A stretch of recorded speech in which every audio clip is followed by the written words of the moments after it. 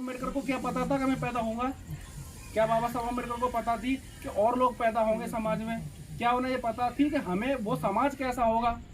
उन्हें पता नहीं थी, लेकिन फिर भी बाबा साहब अम्बेडकर ने, माता रमाबाई ने जैसा उनसे कहा कि मेरा अगर एक बेटा मर जाए तो कोई बात नहीं है, लेकिन बाबा साहब इस देश के 7 करोड़ बेटाओं को मत मरने देना। बाबा साहब अम्बेडकर ने हमें समानता का अधिकार दिलाया, स्वतंत्रता का अधिकार दिलाया, समता का अधिकार दिलाया, शिक्षा का अधिकार दिलाया, अच्छे रहन सहन का अधिकार दिलाया। आज जो हम अच्छी शर्ट पहनकर घूमते हैं, पैंट पहन के घूमते हैं, गाड़ियों में चमचमाती गाड़ियां हमारी हैं, बड़ी बड़ी हवेली हमने बनाई है, वो सब किसकी देन है? बाबा साहब की देन है। तो क्या जो हमें आज बाबा साहब की देन की वजह से मिला, क्या हमारा ये फर्ज नहीं है?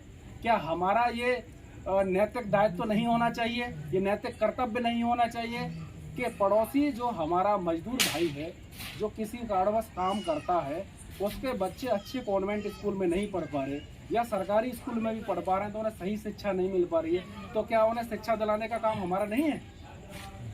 ये कार्य हमारा होना चाहिए, नहीं होना चाहिए? शिक्षा दिलाने का कार्य हमें करना चाहिए, जिम्मेदारी हमें उठानी चाहिए, या कोई दूसरा समाज आएगा जिम्मेदारी उठाने के लिए?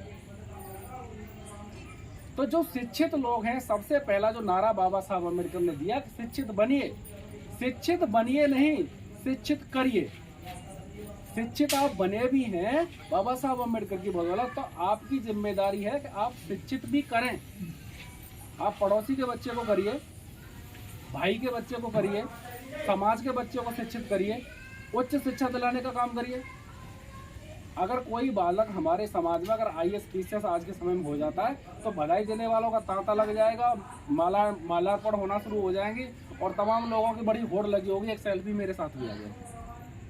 लेकिन जब बच्चा कोई संघर्ष कर रहा है, उसके पास किताब नहीं है, उसके पास पहनने के लिए ड्रेस नहीं है, उसके पास भरने के लिए फीस नहीं है, क्या उस समय कोई व्यक्ति जाता है उससे पूछने के लिए? बताइए, जाता है कोई पूछने के लिए कि भाई आपके पास ड्रेस है, किताब है, पैसा है, फीस भर पा रहे हो, नहीं भर पा रहे हो? ये सारे काम समाज ईमानदारी से नहीं कर पाया। अगर समाज इसको ईमानदारी से कर पाता, समाज के पढ़े लिखे लोगों ने अपना उत्तरदायित्व निभाया होता, तो आज ये जगह जगह पर हम जैसे लोगों को कैडर देने की आवश्यकता नहीं पड़ती।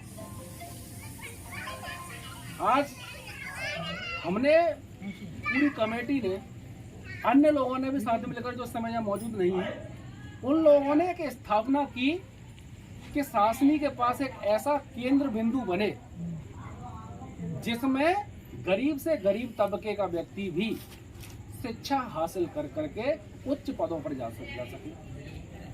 और यह व्यवस्था पूर्व में रही हमारी सरकार ने भी की। तो ऐसी व्यवस्था के लिए डॉक्टर भीमराव अंबेडकर शैक्षिक व सामाजिक विकास समिति भीमनगर गदाखेड़ा पर एक लाइब्रेरी सम्यक पुस्तकालय का, वाचनालय का संचालन करती है। वहां पर आप अपने बच्चे को भेजिए पढ़ने के लिए, तैयारी करने के लिए। आपको बैठने की व्यवस्था मिलेगी, पानी पीने की व्यवस्था मिलेगी आपको। अगर किसी के पास कॉपी किताब का खर्चा पैसा नहीं है तो समिति उन्हें कॉपी किताब उपलब्ध कराएगी, लेकिन सही मायने में उसके पास कॉपी किताब के लिए पैसा नहीं है। तो ऐसा नहीं है।